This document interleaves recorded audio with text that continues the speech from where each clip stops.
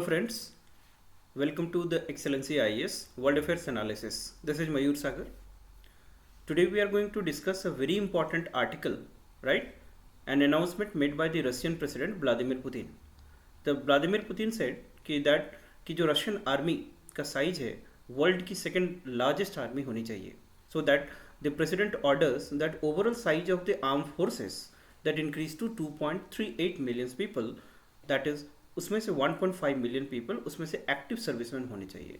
जब से यूक्रेन और रशिया वार छिड़ा है 2022 से, तब से रशियन प्रेसिडेंट का हमेशा से ये इनिशिएटिव्स रहा है कि जो स्ट्रेंथ है आर्मी का वो इंक्रीज किया जाए. The combat forces, active combat forces target रखा गया है कि 1.5 मिलियन तक एक्टिव फोर्सेस हो. ये चाइना के बाद इस तरह से वो दुनिया की सबसे सेकेंड लार्जेस्ट आर्मी हो जाएगी और यूएस और इंडिया के बियॉन्ड कैपेसिटी से ये बढ़ जाएगा. तो आप इस तरह से देख सकते हैं कि ये इंडियन एक्सप्रेस का आर्टिकल्स है, इसमें ये सारी बातें लिखी गई हैं और आज हम लोग इसी बात पे चर्चा करेंगे. सो आगे हम लोग देखते हैं कि नेक्स्ट पॉइंट कि the international institute of the strategic strategy, ये बहुत इंपॉर्टेंट इंस्टीट्यूट है. ये एक मिलिट्री थिंक टैंक है. ये बोलता है कि इस तरह से that this will increase the leapfrog of the Russian capacity beyond the USA और इंडिया. जब आर्मी की बात करते हैं तो इंडिया की जो कैपेसिटी है इट इज ऑल्सो कंसिडर्ड कि स्ट्रॉन्गेस्ट आर्मी है. इंडिया में 1.2 million the active combat forces हैं. सो जब यहाँ पर बात कर रहे हैं कि इस तरह के मूव या एग्रेसिव स्ट्रैटेजी का परफॉर्मेंस द रशियन प्रेसिडेंट द्वारा 2022 से ही किया जा रहा है. 2022 में जब रशिया यूक्रेन वार छिड़ा तभी से ग्रेजुअली ना जैसे जैसे चीज़ें बढ़ती गई, सो रशियन प्रेसिडेंट का ये हमेशा ये रहा है कि कि जो आर्मी की कैपेसिटी है उसको बढ़ाया जाए. एक long borders around thousands kilometres of border Russian army share करता है और उसमें जो रशिया का जो प्रोविंस है लाइक कुर्स्क, वहाँ से जो यूक्रेनियन आर्मी है उसको वहाँ से हटाने का, वहाँ से पीछे पुश बैक करने के लिए भी कैपेसिटी को इंक्रीज करना जरूरी है. ये जो 1.5 मिलियन होगा वो regular size of the army होगी. सो इस तरह से आप देख सकते हैं कि इस तरह से बोल्ड मूवमेंट से रशियन आर्मी का जो टोन है वो काफ़ी और बढ़ेगा. आगे चर्चा करें तो वर्ल्ड के इस जियोपॉलिटिकल डेवलपमेंट्स में हमारे इंडियन आर्मी को भी किस तरह की चीज़ें या रिफॉर्म्स करनी चाहिए.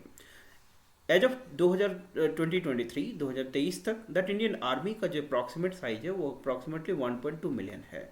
दैट इज एक्टिव पर्सनल और it is one of the largest standing आर्मीज in the world. The US, India, China, Russia ये स्ट्रॉन्गेस्ट आर्मीज है स्टैंडिंग आर्मीज की बात करें तो.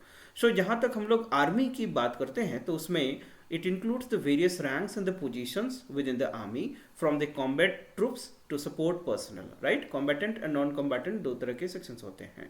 तो इंडियन आर्मी ये भी वर्ल्ड की एक स्ट्रॉन्ग आर्मी है. अब रही बात कि वर्ल्ड में जियोपॉलिटिकल डेवलपमेंट्स के साथ हमारे इंडियन आर्मी में भी किस तरह के रिफॉर्म्स किए जाने चाहिए और ऑलरेडी रिफॉर्म्स कई किए जा रहे हैं.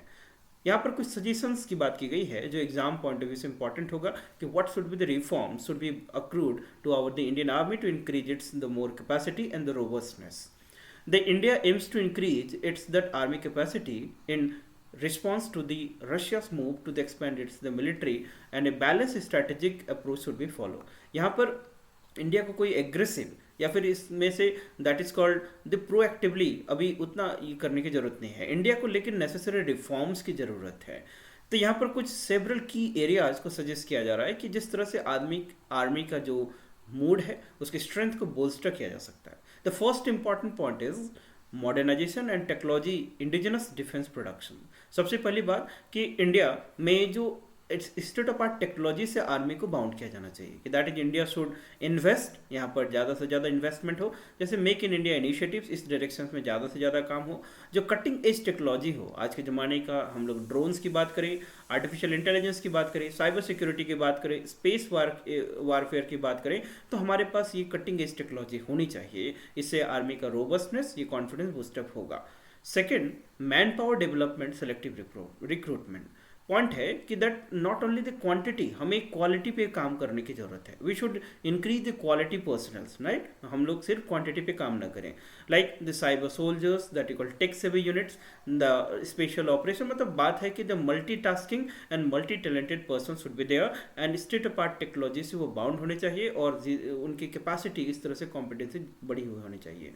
थर्ड पॉइंट की बात करें, strengthen that is the reserve forces and the paramilitary forces. The paramilitary forces, reserve forces, उनकी कैपेसिटी को और बढ़ाया जाए so that they can support कि दैट कम्बैटेंट मूव्स. फोर्थ जो बात करता है कि strategic partnership and alliance, multilateral alliances.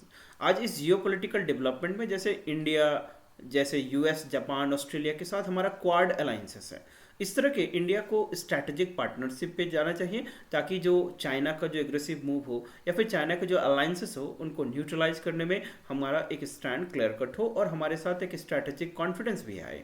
तो फोर्थ पॉइंट से कि strategic partnership and alliance, multilateral alliances, इस पे भी इंडिया को फोकस करना चाहिए.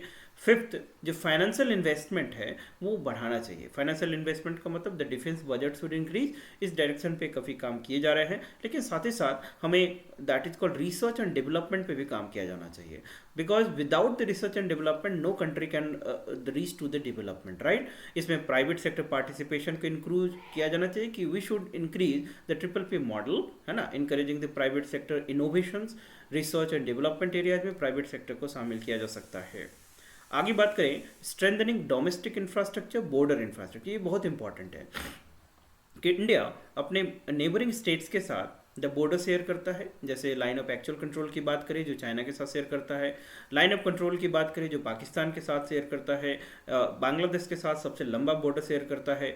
तो हमें अपने बॉर्डर एरियाज को सिक्योर एंड सेफ रखना बहुत इंपॉर्टेंट है. इसके लिए बॉर्डर एरियाज पे जो that is called the regular surveillance, that modern state of art technology से, ड्रोन फैसिलिटी, सैटेलाइट फैसिलिटी से, दैट इज कॉल्ड उन एरियाज में that is called check points या फिर जो डोमेस्टिक इंफ्रास्ट्रक्चर उनको बढ़ाना की जरूरत है.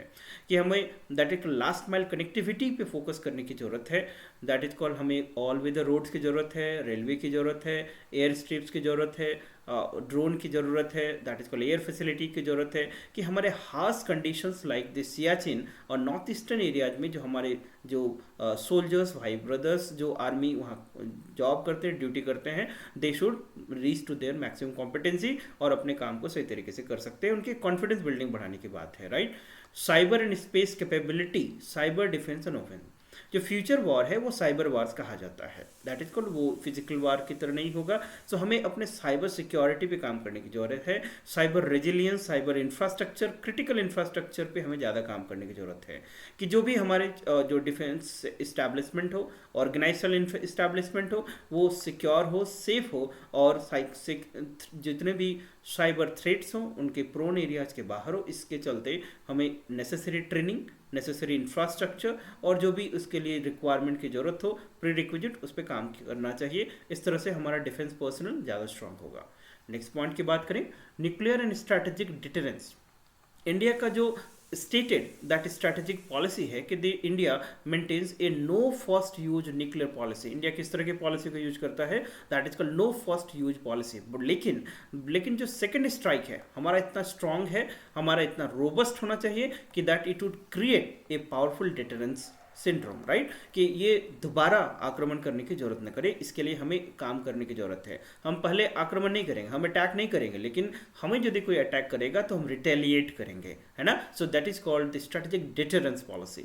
हमारे इस डायरेक्शंस में जो हमारा second that is called response है, उसके लिए हमने काफ़ी कैपेसिटी बिल्डिंग किया है. हमारे integrated ballistic missile development system में हमने अग्नि मिसाइल सीरीज है जिसकी कैपेसिटी है. साथ ही साथ हम लोग का anti missile defence systems like S-400 है जो काफ़ी इफेक्टिव है और स्ट्रेटेजिक डिटरेंस के एटमॉस्फेयर के डायरेक्शन में काम करता है.